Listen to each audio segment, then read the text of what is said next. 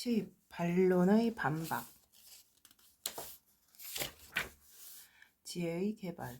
이원론적 흐이론, 중론 근본송을 처음 시작하면서 나가르주나는 석가모니 부처님께 기의의 공경례를 올립니다. 그가 부처님의 공덕을 찬탄하고 기경하는 방식은 대강 두 가지 주제로 나누어 볼 수 있는데, 그것은 연기법의 원리와 공성에 대한 가르침입니다. 나가르주나는 이 두 개송에서 듣는 이들이 근기를 알고 적절한 때를 아는 일체의 종지는 물론 불설의 정통성과 함께 연기법과 공성의 철학을 가르치기 위한 능력을 두루 갖추신 정각자 석가모니 부처님께 예경을 올리고 있습니다. 나가르주나는 그 두 개송에서 발생과 소멸 그리고 변동성의 특성을 가진 사건과 사물들의 연기법적 현상에 대해서 말하고 있습니다.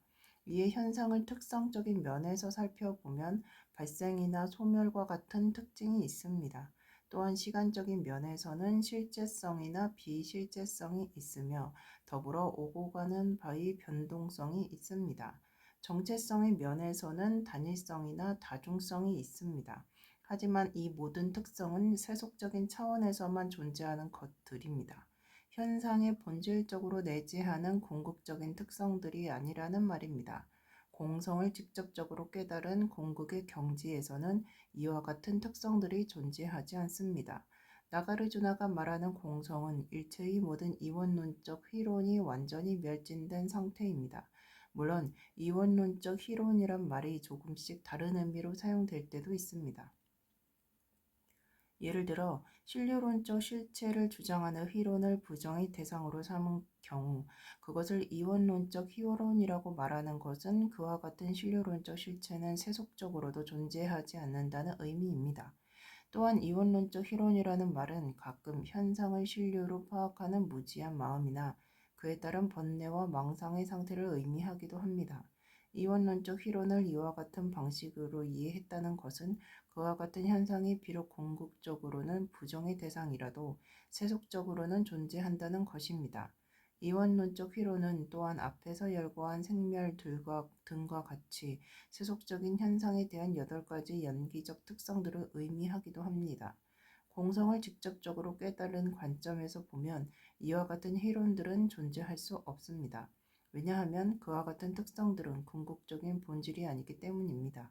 여기서 말하는 공성에 대한 직접적인 깨달음은 현상을 이원론적으로 보지 않고 이원론적으로 인식하지 않는 선정산매에 도달한 성자의 경지를 의미합니다.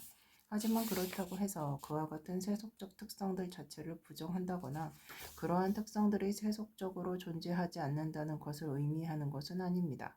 다만 완전한 선정산매에서 직접적으로 공성을 깨달은 수행자에게는 그 모든 현상들이 이원론적으로 인식되지 않는다는 것입니다. 하지만 그들 자신도 세속적으로 여전히 연기법의 현상 안에 존재합니다. 그러므로 궁극적인 본질인 공성과 공성의 특성으로 존재하는 것은 구분해야 합니다. 예를 들면 사건이나 사물들과 같은 세속적인 현상은 공성 그 자체가 아니라 공성의 특성으로 존재합니다. 하지만 그 본질은 공합니다. 선정산매의 상태에서는 공성을 직접적으로 인식하는 깨달음과 완전히 합일되어 있기 때문에 이원론적인 세속의 현상은 존재하지 않습니다. 다시 말해 세속적인 현상이 더 이상 이원론적으로 보이지 않는다는 것입니다. 중론 근본송에서 나가르주나는 업과 번뇌로 인해 생겨나는 이원론적 휘로는 공성에 대한 깨달음을 통해 멸진될 수 있다고 말합니다. 그리고 업과 번뇌가 멸하면 해탈 열반을 이룰 수도 있다고 말합니다. 따라서 열반은 업과 번뇌가 멸한 상태로 정의됩니다. 그 상태에서는 번뇌가 완전히 소멸되며 업이 더 이상 윤회의 재생을 자극하지 못합니다. 개별적인 업의 습기가 여전히 남아있을 수는 있지만 더 이상 새로운 업을 짓지는 않습니다. 왜냐하면 업을 짓게 하는 번뇌가 소멸되었기 때문입니다. 이에 대한 이해를 돕기 위해 다르마 끼르띠는 양평석에서 윤회의 바다를 건너 피안에 이른 이들에게도 여전히 번뇌의 습기가 남아있을 수는 있지만 그 습기가 더 이상 윤회를 자극하지 못하는 것은 그들에게 번뇌를 일으키는 조건들이 완전히 제거되었기 때문이다 라고 했습니다. 그러면 해탈이나 열반은 어떻게 해야 이룰 수 있습니까?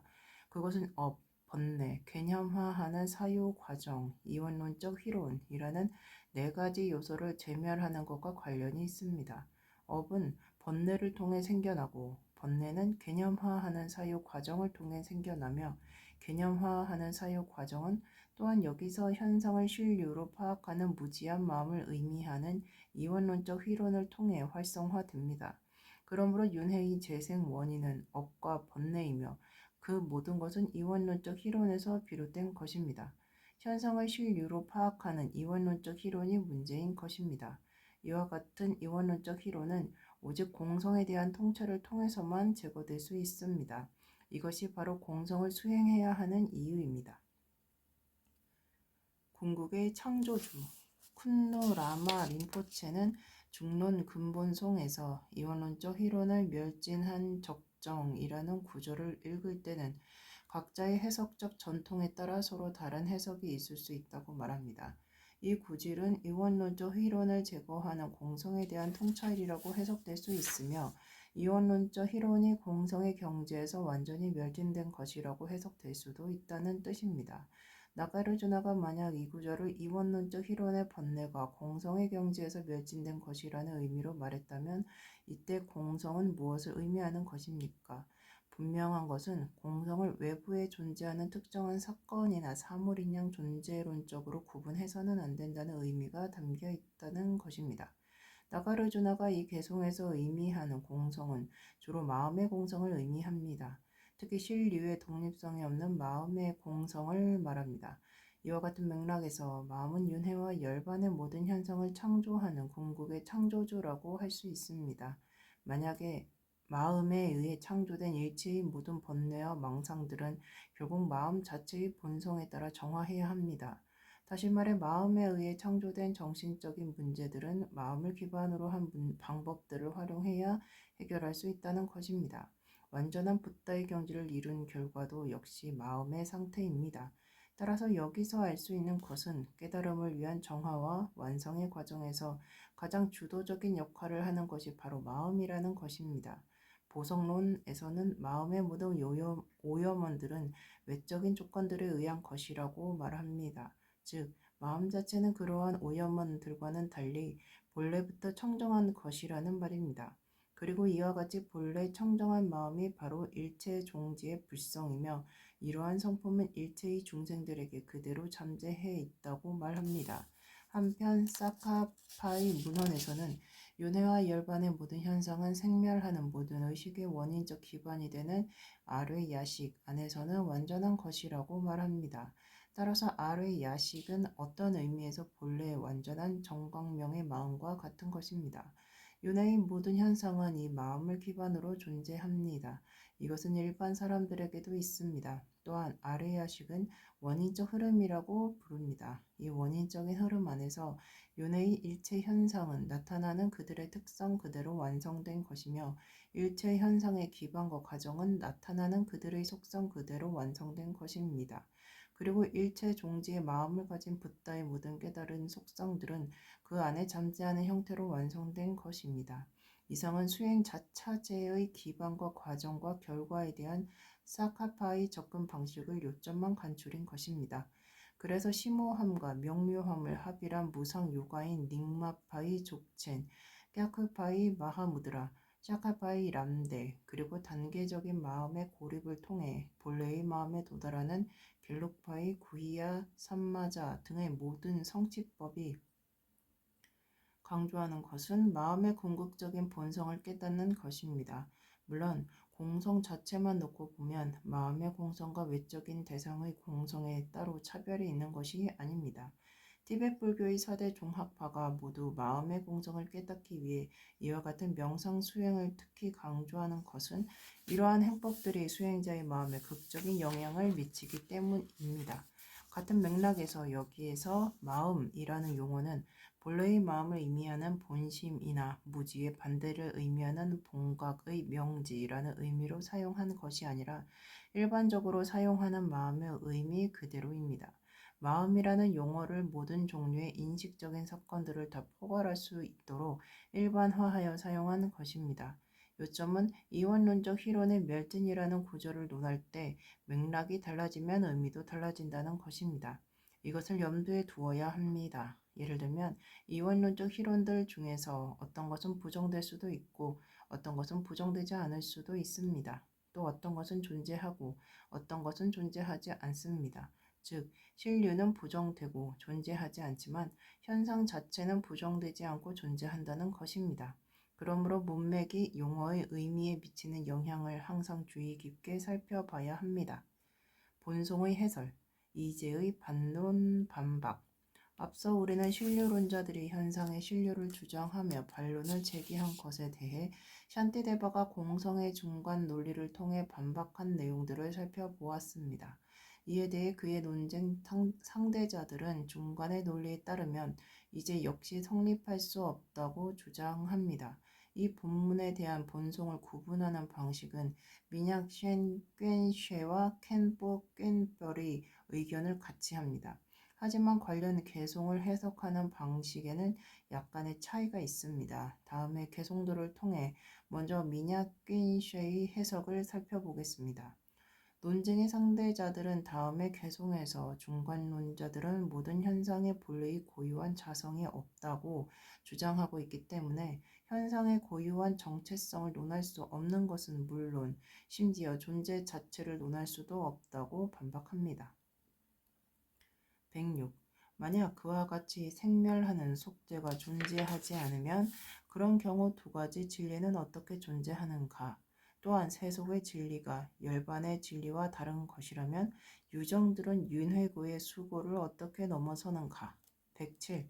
이것은 이제의 본뜻과는 다르게 분석한 것이며 그것은 이제 본래 의미에 맞는 속죄가 아니다. 열반 이후에 그것이 확실하면 그것은 실제하며 아니라면 속죄는 진실로 존재할 수 없는 것이다. 샨티데바의 논쟁 상대자들은 만약 중간론자들의 주장처럼 모든 현상에 고유한 자성이 없다면 세속적인 현실인 일체의 사건과 사물들은 그 정체성을 잃게 될 것이라고 반박합니다. 즉, 세속적인 현실 자체가 존재할 수 없다는 것입니다. 더불어 세속적인 현실이 존재하지 않으면 진재의 존재도 역시 상정할 수 없는데 어떻게 이재가 존재한다고 주장할 수 있느냐는 것입니다. 하지만 이와 같은 의문은 속죄의 의미로 제대로 이해하지 못해서 생긴 오해입니다. 앞서 언급한 것처럼 비록 왜곡된 관점에서 인식된 것이라도 속죄의 현실은 객관적인 진실의 형태를 띠고 있습니다. 따라서 사건과 사물들 자체가 없어지는 것은 아닙니다. 우리가 인식하는 객관적 현실이라는 것은 마치 어둠 속에서 밧줄을 보고 뱀으로 착각한 상태와 같습니다. 유효한 것은 인식할 만한 실질적인 기반이 없다는 것입니다. 사건이나 사물들도 그와 같습니다. 그 자체는 본질적인 것도 아니고 독립적인 것도 아닙니다.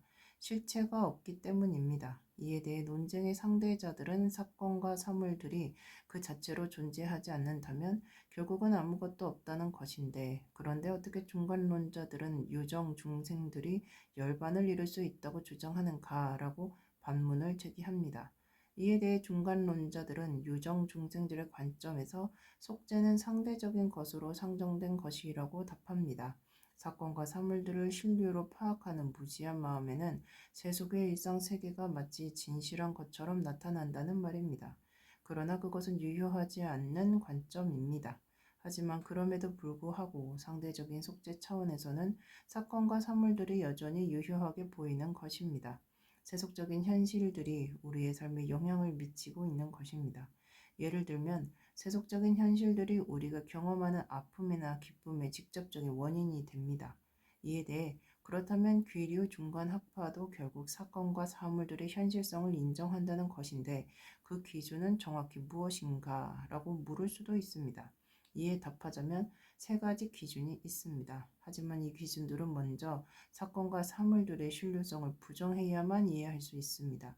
따라서 귀류 중간 학파가 인정하는 사건과 사물들의 현실적인 기준은 그들의 신뢰성이 부정돼야 이해되는 것입니다. 이와 같은 의미를 이해했다면 그 기준들 중 첫 번째는 유효한 경험과 유효한 관습에 따른 사건과 사물들은 유효하게 성립된다는 것입니다. 두 번째는 존재의 진실은 유효한 경험과 상충되지 않는다는 것입니다.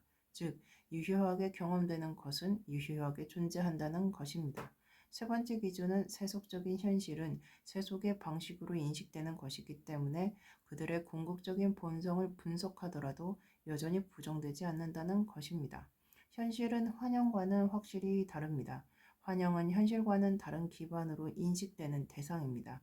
예를 들면 환술사가 환술을 펼치면 환영은 나타난 말이나 코끼리 등이 보입니다. 이와 같이 환영으로 나타난 말이나 코끼리에 대한 인식은 세속적인 관점에서 보더라도 무효한 것입니다. 환을 현실처럼 지각한 것이기 때문입니다. 따라서 환영으로 나타난 말과 코끼리는 그것들이 단지 환영에 불과한 것임을 자각하는 또 다른 경험에 의해 무효화될 수 있습니다. 이 경우 그것들이 환영에 불과하다는 것을 반증하기 위해 굳이 궁극적인 분석까지 동원할 필요는 없는 것입니다. 이에 따라 세속적인 인식은 유효한 것과 무효한 것 두 가지 유형으로 구분할 수 있습니다. 이러한 인식들은 현실의 사람과 꿈속의 사람을 구분할 수 있게 합니다. 예를 들면 현실의 사람을 죽이는 것과 꿈속의 사람을 죽이는 것이 구분되는 이유는 한편으로는 실질적인 도덕과 법률에 위배되는 일을 저지른 것이지만 다른 한편으로는 그렇지가 않다는 것입니다. 하지만 현실의 사람이든 꿈속의 사람이든 둘 다 똑같이 본래의 성품이 결여되어 있습니다. 중요한 것은 꿈이든 현실이든 본질적인 신뢰성이 부정된 이후에만 그들의 세속적인 정체성에 대한 일관된 접근 방식을 유지할 수 있다는 것입니다. 한편 켄 뽀긴뺄의 경우는 그 개송들을 완전한 깨달음을 이룬 마음과 연관지어 해석합니다. 그는 모든 개념적 이론들이 완전히 멸진된 구경의 원만한 깨달음을 성취하게 되면 고정된 실체로 여겼던 세속적인 현실이 더 이상 그와 같이 여겨지지 않으며 그에 따라 사건과 사물과 관습들도 더 이상 신뢰성을 가진 것으로 여겨지지 않는다고 합니다. 이와 같은 방식으로 일체의 모든 이원론적 이론들이 멸진된 경지를 명상함으로써 지혜의 자량을 쌓게 되는 것입니다. 더불어 그와 같은 눈을 통해 속죄의 현실인 인과법의 유효함을 확신하게 되고 그 마음이 더욱 심화되어 선공덕의 자랑을 쌓기 위해 애쓰게 되는 것입니다. 이와 같은 방식으로 지혜와 공덕의 두 자량을 합일하게 될 때 그때야 비로소 붓다의 완전한 깨달음을 향한 보리도에 들어가게 됩니다. 다음의 개송들에서도 알 수 있는 것처럼 주체와 객체, 인식과 대상, 하나와 다수, 자아와 타, 그리고 일체의 모든 현상은 세속적인 관습에 의존합니다. 그들 모두가 다 상대적인 것이라는 말입니다. 108. 분석하는 자와 분석이 되는 대상은 둘 모두가 서로에게 의지하고 있다. 그와 같이 보편적인 것에 의지하여 모든 것들을 분석하여 말하는 것이다. 109. 만약 분별하여 분석한 것을 또 통찰하여 분석하게 되면 그것은 통찰한 것을 또다시 통찰한 것이기에 끝이 없다. 이에 신료론자들은 만약 현상의 궁극적인 본질에 대한 통찰이 분석을 통해 이루어진 것이라면 분석 그 자체도 결국 그와 같은 분석의 대상이 될 수 있다고 주장합니다. 그렇게 되면 분석은 또 다른 분석을 필요로 하고 그렇게 분석된 분석은 또 다른 분석을 요구하게 되며 결국은 무한 반복의 모순에 빠지게 된다는 것입니다. 이에 대해 샨티데바는 다음의 개송들을 통해 중간론자들의 반박을 대변합니다. 110. 통찰을 마친 대상은 분석하려고 해도 통찰을 위한 기반이 존재하지 않는다. 기반이 없기 때문에 생겨나지 않으며 그것을 곧 열반이라고 말하는 것이다. 탐구의 대상에 대한 분석이 끝나면 대상을 기반으로 했던 분석 그 자체도 본래 근원이 없는 것이 드러납니다. 분석의 대상도 없고 분석 그 자체도 남아있지 않은 이와 같은 상태를 곧 열반이라고 합니다. 윤회의 근심과 걱정을 넘어선 것입니다. 그러므로 수행자가 일체의 모든 현상에 대한 공성을 직접적으로 경험하는 동안은 다른 무언가를 신류로 파악할 만한 기반이 없습니다. 주객의 구분이 이루어질 수는 있겠지만 그 마음 자체가 무자성과 완전히 합일된 상태에서 더 이상 무언가를 분석할 필요가 없는 것입니다. 지금까지 살펴본 바와 같이 공성과 무아에 대한 다차원적인 논점들에서도 알 수 있듯이 개별적 이해의 수준에 따라 더 거친 수준의 차원일수록 개별적 분별 또한 더 심하다는 것을 알 수 있습니다. 하지만 기류 중간 합파와 같이 공성에 대한 궁극적인 분석을 통해 그 어떤 이원론적 여지도 남기지 않는 경우 그 마음에는 더 이상 나와 나의 것이라는 분별이나 신료론적 개념들이 생겨날 수 없다는 것을 알 수 있습니다. 불교 신료론자 논박. 샨티데바는 계속해서 또 다른 학파들의 신료론적 개념들을 논합니다. 다음의 개성들은 먼저 불교의 유부 학파와 경부 학파의 신료론적 개념들에 대한 논박입니다. 이들 학파는 시각 등의 감각을 통한 인식과 감각을 통해 인식되는 대상을 모두가 본질적으로 독립적인 실체를 가진다고 주장합니다. 111. 의식과 그 대상, 둘 다 진실이라고 말하는 이들이 그 입장을 계속 유지하기는 지극히 힘든 일이다. 만약 의식의 힘을 통해 사물의 진실이 성립된다면 의식의 존재성에 의존하는 것은 어떻게 된 일인가? 112. 그러면 의식의 대상을 통해 의식이 성립된다고 하면 그 의식의 대상도 존재에 의존하는 것은 어찌 된 일인가? 그럼에도 서로의 힘에 의존하여 존재하는 것이라면 그렇게 되면 둘 다 역시 존재할 수 없는 것이 된다. 신료론자들은 주체와 객체가 실질적인 존재성을 가지고 있다고 말합니다. 하지만 중간론자들은 이들의 견해에 숨겨진 논리적 모순과 잘못된 논리를 지적하며 반박합니다. 이에 대해 중간론자들은 다음과 같이 반박합니다. 만약 의식이 고유한 실체로서 성립된다면 의식 자체의 실존성을 입증해 주는 것은 무엇인가? 그리고 의식의 대상이 만약 고유한 실체로서 유효하게 성립된다면 그 대상의 실존성을 입증해 주는 것은 무엇인가? 혹은 주체가 되는 의식과 객체가 되는 대상이 서로에게 의존하는 방식으로 성립한다고 한다면 그때는 그들의 고유한 실존성도 사라지게 된다. 더불어 중간론자들은 주체와 객체는 상호 의존적인 것이며 독립적으로 분리된 실체가 아니라는 것을 설명하기 위해 다음과 같은 비유를 통해 문답합니다. 113. 만약 자식이 없으면 아버지도 없다고 한다면 그러면 자식 자체는 어디에서 생기는 것인가? 자식이 없으면 아버지 역시 있을 수 없기에 그와 같이 그들 모두 실존성이 없는 것이다. 이에 대해 논쟁의 상대자는 다음과 같이 반박합니다. 114. 새싹은 씨앗에서 생겨나는 것이기에 씨앗 그 자체가 분석이 되는 것처럼 의식의 대상에서 생겨나는 의식인데 왜 그 존재가 분석이 되지 않겠는가? 이와 같이 논쟁의 상대자인 신료론자들은 새싹이 씨앗의 실제성을 보여준다고 반박합니다. 이것은 사건과 사물들의 실존성을 주장하는 신료론자들의 기본 전제입니다. 의식의 대상에서 의식이 생겨나는 법인데 어떻게 그것이 대상의 실질을 나타내는 것이 아니냐는 것입니다. 이에 대해 중간론자들은 씨앗의 존재를 추론하기 위해서는 새싹을 파악한 의식과는 구분되는 또 다른 의식이 필요하다고 반박합니다. 115. 새싹에서 생긴 것은 그와 또 다른 의식인데 그로부터 씨앗의 존재가 분석된다고 한다면 무엇으로 그 의식의 대상이 분석되는 것이며 의식의 존재 자체는 무엇을 통해 분석되는가? 그렇다면 그렇게 따로 구분된 의식은 다시 무엇에 의해 인식이 되겠습니까? 그것이 또 다른 뭔가에 의존하지 않는다면 그것은 그 자체의 존재성을 드러낼 수 없습니다. 결국 주체와 객체는 상호 의존적인 것이며 따라서 독립적이나 자율적으로 존재할 수 없는 것입니다. 그러므로 인식도 인식의 대상도 본질적으로 실제하는 것은 없습니다. 둘 다 상대적인 것이기 때문에 서로가 서로에게 의존하여 그 존재성을 잠시 드러내는 것일 뿐입니다. 지혜의 개발, 논리의 중요성. 아리야 데바는 사백론에서 우리가 만약 물질적인 사물들의 근원을 끝까지 추적할 수 있다면 그들의 흐름에는 시작도 없고 끝도 없다는 것을 발견하게 될 것이라고 말합니다. 물질적인 사물들은 시작과 끝이 있습니다. 하지만 그들의 흐름에는 시작과 끝이 없습니다. 우리가 만약 외부의 환경을 구성하는 광물이나 식물 등은 물론 거기에 존재하는 모든 유정 중생들의 근원을 추적하고자 애쓰면 마침내 우주의 태초까지도 발견할 가능성이 있습니다. 깔라짜끄라 딴뜨라에 따르면 물질의 시작은 모든 물질이 허공의 입자였던 시절까지 거슬러 올라갈 수 있습니다.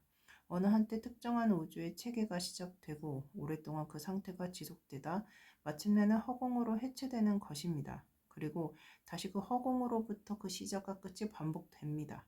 불교적인 관점에서 물리적인 우주는 생성과 소멸, 형성과 해체의 과정을 끝없이 반복합니다.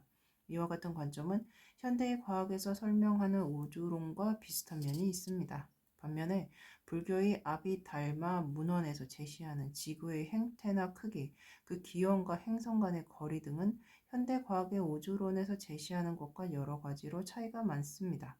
현대의 과학이 발견한 지식에 비하면 논리적으로나 실증적으로 모순된 부분이 많은 것입니다. 불교의 입장에서 보면 논리적으로 맞지 않은 것이나 실증적으로 맞지 않는 것은 폐기할 수 있습니다. 따라서 아비달마의 많은 부분은 폐기되어도 무방합니다. 그것은 과학적인 분석의 문제이기 때문입니다. 대승불교에는 해석의 네 가지 의지처로 알려진 해석적 전통이 있는데 첫째는 사람에 의지하지 말고 그 가르침에 의지하라는 것이며 둘째는 말에 의지하지 말고 그 의미에 의지하라는 것이며 셋째는 잠재적인 의미에 의지하지 말고 확정적인 의미에 의지하라는 것이며 넷째는 지식에 의존하지 말고 확정적인 의미에 따라 실증적인 경험에 의지하라는 것입니다.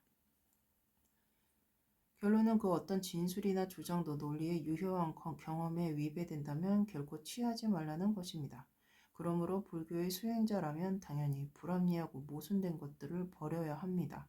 이것이 불교의 방법론이자 대승불교의 수행론입니다. 하지만 중요한 것은 관찰되지 않는 것과 실제하지 않는 것을 구분하는 것입니다. 무언가의 잘못을 입증하는 것과 무언가를 입증할 수 없는 것은 다른 문제이기 때문입니다. 따라서 좀 더 깊은 차원의 결정적인 분석이 요구됩니다. 일반 사람들의 관점에서 보면 현상에는 명백한 것과 약간 모호한 것, 그리고 극히 모호한 것, 세 가지 범주가 있습니다. 명백하게 나타난 현상을 인식하는 데는 논리가 필요 없지만 약간 모호한 현상을 인식하는 데는 약간의 추론이 필요합니다. 그리고 극히 모호한 현상을 인식하는 데는 전적으로 경전의 권위나 정통성에 의지할 수밖에 없습니다. 경전을 통해서만 전적으로 알려지는 것입니다. 일체 현상의 공성은 그 중에 두 번째 범주에 속하는 약간 모호한 것입니다. 일반 사람들에게는 약간 모호한 것이기 때문에 그 의미를 이해하기 위해서는 약간의 논리적 추론이 필요한 것입니다. 물론 이와 같은 세 가지 분류가 반드시 절대적인 것은 아닙니다. 일반 사람들에게 색계와 무색계 혹은 산무량 겁의 보리도와 같은 몇 가지 불교적 개념들은 극히 모호한 것입니다. 현재의 의식 수준에서는 남들의 경험담에 의지하는 것이 유일한 방법입니다. 하지만 불교적 관점에서 보면 다른 사람의 증언의 경우 단지 그 사람이 성스러운 존재 혹은 잘 알려져 있는 존재라고 해서 그 권위만 믿고 모두 다 그대로 받아들여야 하는 것은 아닙니다. 그렇다면 그의 증언에 대한 유효성은 어떻게 판단할 수 있을까요? 일단은 그의 말을 분석의 대상으로 삼아야 합니다. 그리고 명백한 현상에 대한 그의 설명이 우리의 유효한 경험과 일치하는지 또한 그의 약간의 모호한 설명이 우리의 논리적 추론에 합당한 것인지를 분석해야 합니다. 이와 같은 분석을 통해 일단 유효한 경험과 논리적 추론이라는 두 가지 범주의 신뢰가 생기면 그 다음은 그가 증언한 극히 모호한 것들을 다시 살펴봐야 합니다. 그러면 이전과 이후의 명제들의 모순되는 점이나 암시적인 것과 명시적인 것의 불합리한 점들을 점검할 수 있을 것입니다. 그가 증언한 그 명제들은 극히 모호한 것이기 때문에 옳은 것인지 그른 것인지 그 유효성을 직접적으로 혹은 논리적으로 입증할 방법이 없습니다. 다만 논리적인 분석이 가능한 명제들은 추론을 통해 그 유효성이 입증되는 것이기 때문에 그러면 해당하는 증언자의 증언도 신뢰할 수가 있습니다. 업과 인과법. 앞에서 원인과 결과의 관계성을 나타내는 인과법, 그리고 어느 단계에서 유정 중생들의 업이 인과의 과정에 미치는 영향에 대해 살펴본 적이 있습니다. 인과의 과정은 일반적인 인과의 원리로 작동하지만 유정 중생들의 의도가 개입된 경우도 인과의 과정에 연결될 수 있다고 봅니다. 하지만 의도가 개입된 단계를 파악하는 것은 너무나 어려운 일입니다. 물론 불가능한 일은 아닙니다. 그러면 어떻게 해야 업의 흐름을 정확하게 파악할 수 있을까요? 예를 들어 나무 막대기가 불에 타서 사라져도 그 온기가 남아 있다면 그것은 완전히 사라졌다고 할 수는 없습니다. 이와 마찬가지로 귀류 중간학파에서는 괴멸이라는 개념을 채택합니다. 이것은 하나의 현상의 물체가 해체되고 소멸되어도 그 기운이나 잠재력은 남아있다는 견해입니다. 다른 불교 학파들은 이 괴멸을 다시 무위의 정신적인 것이나 추상적인 것으로 여깁니다. 그에 반해 귀류 중간 학파는 이 괴멸을 연속되는 존재의 흐름 안에서 미래의 원인이 될 수 있는 유의의 잠재력으로 여깁니다. 이와 같은 괴멸의 개념은 현대과학에서 말하는 에너지 보존 법칙과 유사하게 보입니다. 유의의 잠재력을 나타내는 한 형태인 괴멸은 하나의 대상이 더 이상 물리적인 실체로 남아있지는 않기 때문에 비실제의 상태이지만 여전히 남아있는 잠재력은 대상의 흐름 속에 또 다른 결과가 되도록 영향을 미칠 수 있습니다. 물론 이것은 열반의 경지에서 번뇌장과 소지장이 멸진된 것과는 다릅니다. 둘 다 무언가가 멸한 상태를 의미하지만 열반의 경지에는 잠재력이 더 이상 남아있지 않습니다. 어떠한 정신적인 장애도 남아있지 않는 것입니다. 12연기에서 보면 두 번째 행도 업에 속하고 10번째 유도 업의 범주에 속합니다. 하지만 두 번째에 해당하는 새 행업이 한순간 갑자기 나타나는 것은 아닙니다. 오히려 때가 되어 이전의 수겁들이 완전히 활성화된 것이며 이미 그 결과가 이루어지고 있는 것입니다. 그러므로 이전에 소멸된 과정의 행업의 잠재력이 남아 있었던 것입니다. 지혜의 명상. 이와 같은 지혜를 개발하기 위해서는 다시 한번 자비심에 초점을 맞추어야 합니다. 단순히 일체 중생들이 고통에서 벗어나기를 염원하는 것만으로는 충분하지 않습니다.